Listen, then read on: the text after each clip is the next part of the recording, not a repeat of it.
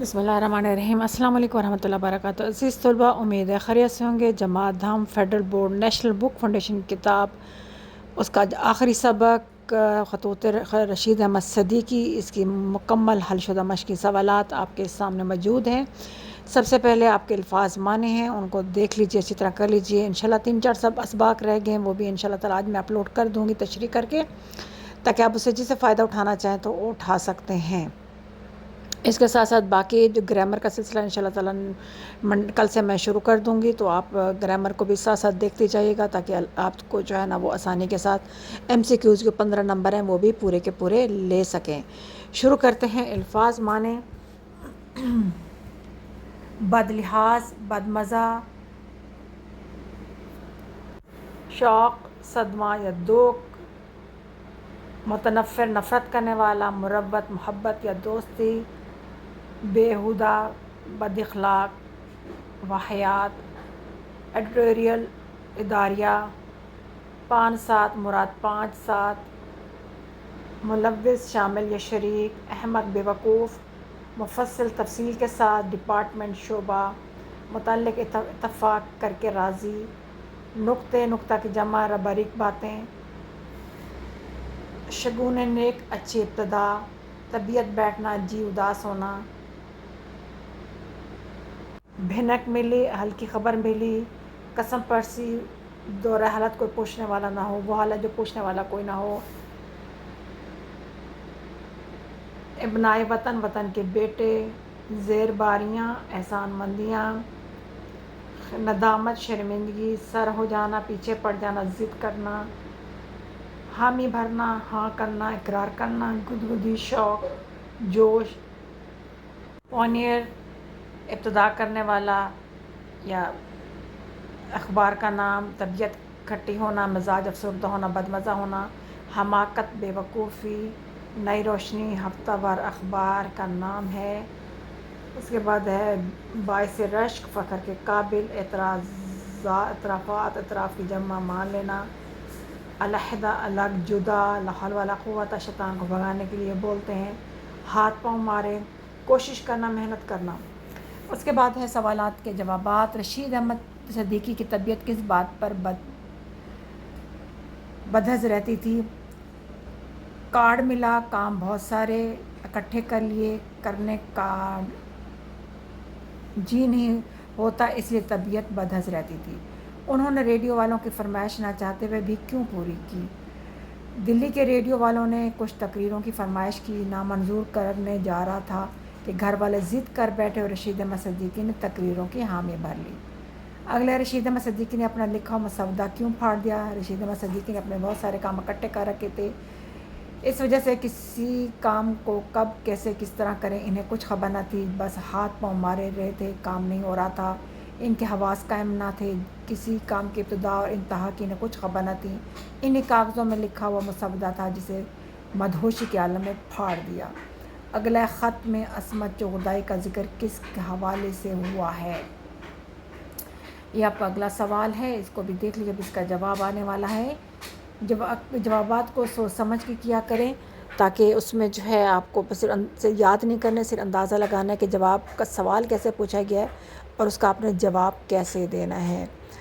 اچھی طرح پڑھ لیا کریں ایک پیراگراف کو، کیونکہ انسین پیراگراف بھی ہو سکتا ہے، آپ کی اپنی کتاب سے بھی ہو سکتا ہے، اگلے 2-3 بورڈ سے بھی ہو سکتا ہے، تو کوشش کریں 2 سے 3 دفعہ پیراگراف پڑھ لیا کریں۔ جو بعض کا یہ ہوتا ہے کہ الفاظ ہم بھی اساتذہ ہیں، ہمیں بھی پتہ ہے کہ بچے ہر لفظ کا میننگ مطلب ان کو نہیں آتا ہوتا، ظاہر وہ ہماری عملی زندگی میں ان الفاظ کا استعمال ہی نہیں ہوتا، وہ جو ہم سنتے ہیں وہ ہم عام سمپل سادہ بولنے والی لینگویج ہے وہی استعمال کرتے ہیں اور وہی ہی سنتے ہیں، تو یہ الفاظ تقریباً ادب کے ہوتے ہیں، ظاہر ادب سے بچوں کو کسی کو بھی لگاؤ میرا خیال ہے نہیں رہا، بہت کم لوگ ہوتے ہیں جو ادب کی کہانیاں پڑھتے ہیں یا کوئی بھی کتابیں پڑھتے ہیں تو جس وجہ سے ان کو الفاظ پتہ چلتے رہتے ہیں۔ تو یہ اگلا سوال ہے، اس کا جو ہے ختم عصمت چغتائی کا ذکر کس حوالے سے ہوا ہے؟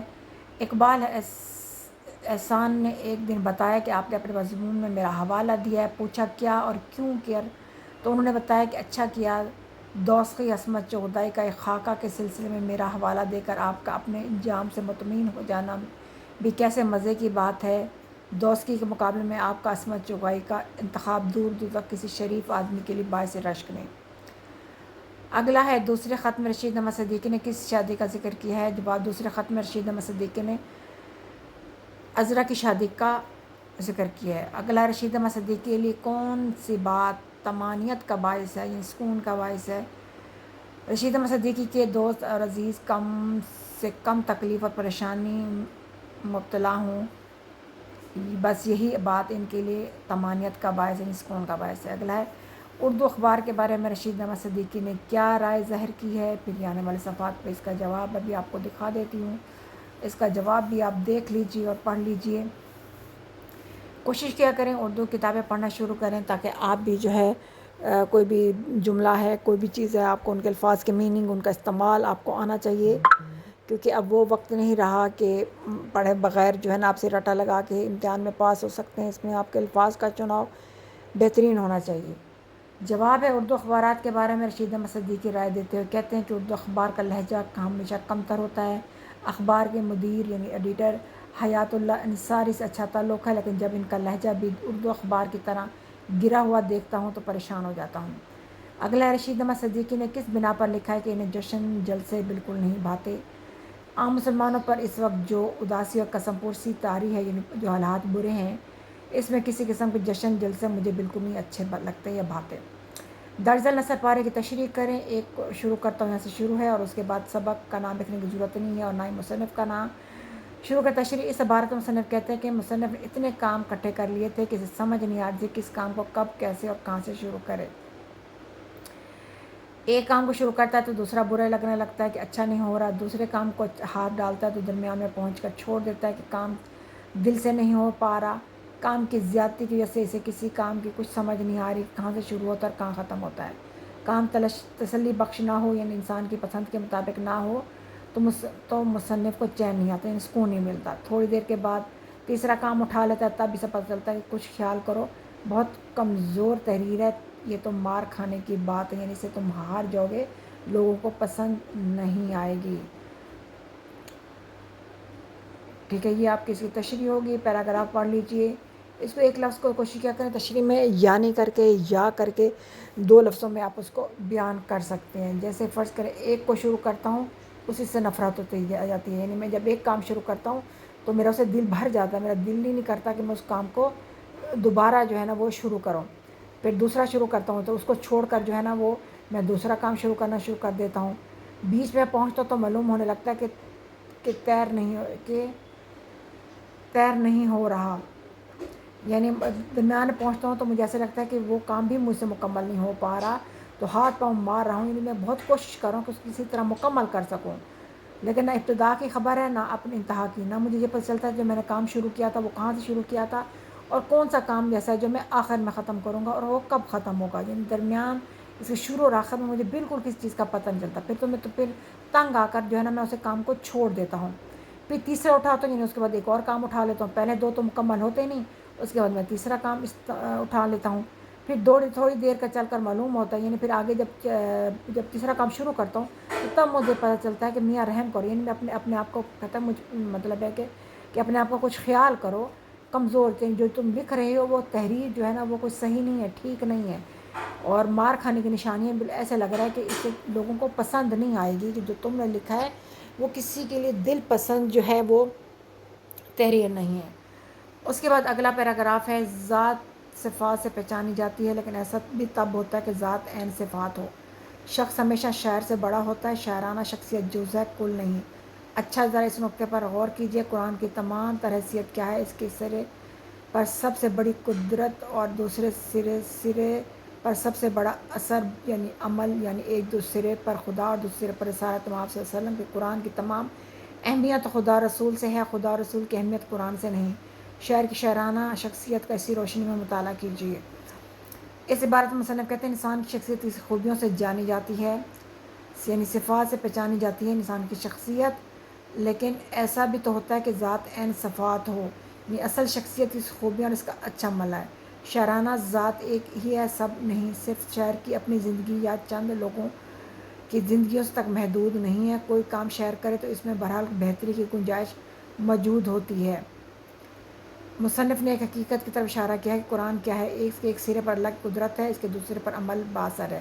اس سے مراد قرآن کا اللہ کا فرمان ہے اور دوسرا رسول آپ صلی اللہ علیہ وسلم ہیں جنہوں نے اس پر عمل کر کے دکھایا۔ مصنف کہتے ہیں کہ قرآن پڑھنے میں بھی ثواب ہے، لیکن قرآن کا حق تب ادا ہوتا ہے جب آپ صلی اللہ علیہ وسلم کی زندگی کے مطابق عمل کیا جائے، تب جا کر قرآن کی اہمیت کا پتہ چلتا ہے۔ قرآن کی تمام اہمیت خدا اور رسول سے ہے اور خدا اور رسول کی اہمیت قرآن سے نہیں ہے۔ یعنی اللہ تعالیٰ نے قرآن اور رسول صلی اللہ علیہ وسلم انسانوں کی بھلائی اور کامیابی کے لیے دنیا میں بھیج کر اپنی اور اپنی محبوب کی پہچان کرائی ہے۔ اگر لوگ قرآن پاک اور نبی صلی اللہ علیہ وسلم کو نہیں چھوڑیں گے، نہیں چھوڑ دیں گے تو کامیاب رہیں گے۔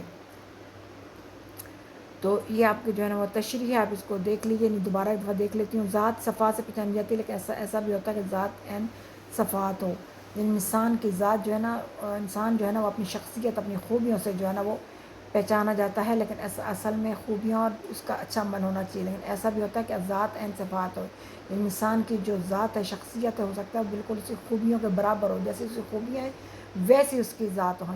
شخص ہمیشہ شاعر سے بڑا ہوتا ہے، انسان شاعرانہ ذات جو ہے نا سب ہے، سب نہیں ہے۔ صرف شاعر کی اپنی زندگی، چند لوگوں کی زندگی تو محدود ہے، کوئی کام شاعر کرے تو اسے شخص شاعر سے بڑا ہوتا ہے، یعنی شاعر کی کوئی حیثیت نہیں ہوتی، جو اس کی انسانیت ہوتی ہے، جو اس کی شخصیت ہوتی ہے، ذات ہوتی ہے، وہ سب سے بڑھ کر ہوتی ہے۔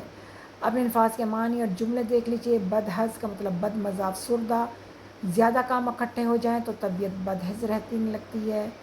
مجاہدانہ، مجاہدوں جیسا، غازیانہ، ہمیں پڑھائی بھی مجاہدانہ سرگرمی سے کام لینا چاہیے۔ طبیعت کھٹی ہونا، افسردہ ہونا، معاشرے میں پھیلتی ہوئی برائیاں دیکھ کر میری طبیعت کھٹی ہو جاتی ہے۔ باعث رشک، ناز کے قابل، احمد والدین خدمت کرتا ہے، اس کا عمل باعث رشک ہے۔ متنفر، نفرت کرنے والا، جھوٹے لوگوں سے سارے متنفر ہو جاتے ہیں۔ یہ آپ کے الفاظ معنی ہیں، ان کو بھی دیکھ لیجئے، آسان ہے تھوڑے سے، کوئی مشکل نہیں ہے، تاکہ آپ کو ایک دفعہ پڑھ لیں گے، یاد کرنے کی ضرورت نہیں، صرف سمجھ لیجئے، کیونکہ کوئی سین انسین ہر چیز اس میں شامل ہو سکتی ہے۔ امید ہے یہ آپ کو ویڈیو اچھی لگی ہوگی، اگر آپ پسند آئے تو شیئر کریں، لائک کریں اور سبسکرائب کرنا نہ بھولیں۔ اس کے باقی جو ہے نا جملے یہ سامنے ہیں، آپ اس کو دیکھ لیجئے۔